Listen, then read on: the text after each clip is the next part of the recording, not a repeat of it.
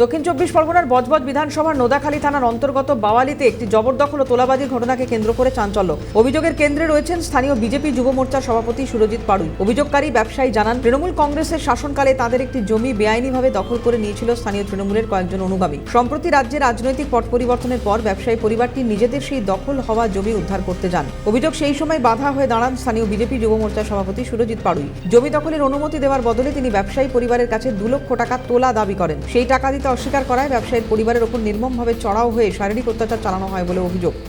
এখন যেহেতু সরকার চেঞ্জ হয়েছে, তো আমাদের এখানে আরও যারা বিজেপি কর্মকর্তারা আছে তাদের আমি জিজ্ঞাসা করি যে এরকম ব্যাপার, তোরা বলে তোমার এই কাগজ অ্যাপ্রোপ্রিয়েট থাকে তাহলে তুমি কাজ করে নাও। তো আমি করে নিয়েছি। এবার আমাদের এই বাওয়ালি টেকার স্ট্যান্ডে একজন আছে সুরজিৎ পাড়ুই, তিনি বিজেপি এখন কোনো জায়গায় একটা কর্মকর্তা আছে। তো উনি আমাকে কদিন ভোর নাগাদ ফোন করছে, আমি ওনার ফোন রিসিভ করিনি। উনি আমাকে 2 লক্ষ টাকা চার্জ করছে যে তুমি দাও, তবে তুমি ওই কাজটা সম্পূর্ণ করতে না, আমি ভেঙে দেবো। তৃণমূল কংগ্রেসের পার্টি অফিসে গিয়েছিলাম, তো তখন ভেতরে ঢুকিয়ে আমাদের উপরে অত্যাচার করা হলো, মারপিট দাঙ্গা করা হলো। আমার মাকে ওখানে সুরজিৎ পাড়ুই ছিল।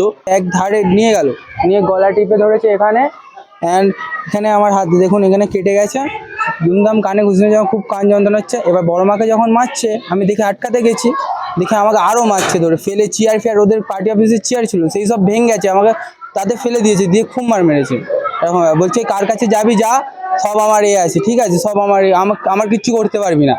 যদিও তার বিরুদ্ধে ওঠা সমস্ত তোলাবাজি এবং মারধরের অভিযোগ সম্পূর্ণ ভিত্তিহীন বলে দাবি করেছেন বিজেপির যুব মোর্চার অভিযুক্ত নেতা সুরজিৎ পাড়ুই। এটা ভুল তথ্য, যিনি বলেছেন ঠিক আছে তাকে ভালো করে যাচাই করে নিতে হবে।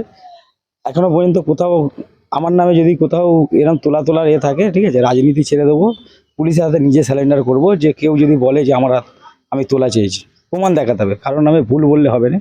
অতএব রাস্তার ওপরে আস্তে আস্তে গাড়ি রাখা, 4 চাকা রাখা, আস্তে আস্তে রাস্তাগুলো দখল হচ্ছে। মানুষ যে আগামী দিন যাবে, এমনি সরকার থেকে বলা হয়েছে যে কোনো ফুটপাত দখল হবে না, বেআইনি কোনো কিছু হবে না। এই বেআইনি নির্মাণটা দেখুন, 3 তলা, একটা পিডব্লিউর ওপরে 3 তলা বিল্ডিংটা কি করে হয়?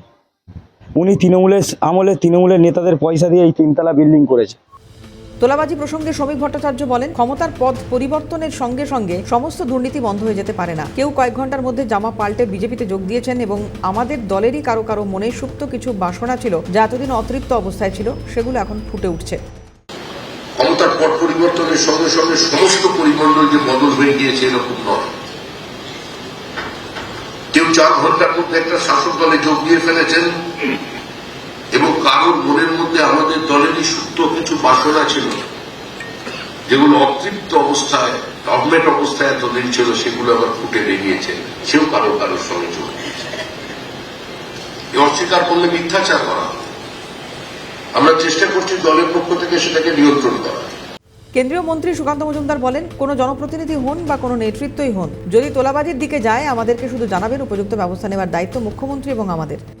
জনপ্রতিনিধি হোক, কোনো নেতৃত্ব হোক, এই তোলাবাজির পথে যায় আমাদেরকে শুধু ফোন করে জানাবেন, উপযুক্ত ব্যবস্থা নেওয়ার দায়িত্ব মুখ্যমন্ত্রী এবং আমাদের। আমরা ব্যবস্থা নেব। আমরা পুরনো ট্র্যাডিশনকে ভাঙতে চাই। রাজ্য বিজেপির শীর্ষ নেতৃত্ব বরাবরই তোলাবাজি এবং কাটমানি সংস্কৃতির বিরুদ্ধে 0 টলারেন্স নীতির কথা বলে আসছে। তবে স্থানীয় বিজেপি নেতৃত্বের দাবি, রাজনৈতিক পালাবদলের সুযোগ নিয়ে তৃণমূলের কিছু অসৎ নেতা এবং কর্মী রাতারাতি নিজেদের বাঁচাতে বিজেপিতে প্রবেশ করেছে। এরাই দলে থেকে তোলাবাজির মতো অসামাজিক কাজ চালিয়ে নতুন বিজেপি সরকারকে কালিমালিপ্ত করার চেষ্টা করছে। পুরো ঘটনাটিকে তৃণমূলের এক গভীর ষড়যন্ত্র বলে দাবি করেছে গেরুয়া শিবির। বর্তমানে নোদাখালী থানার পুলিশ ব্যবসায়ী পরিবারের অভিযোগের ভিত্তিতে তদন্ত শুরু করেছে। দক্ষিণ চব্বিশ পরগনা থেকে সমীর মণ্ডলের রিপোর্ট, ক্যালকাটা নিউজ।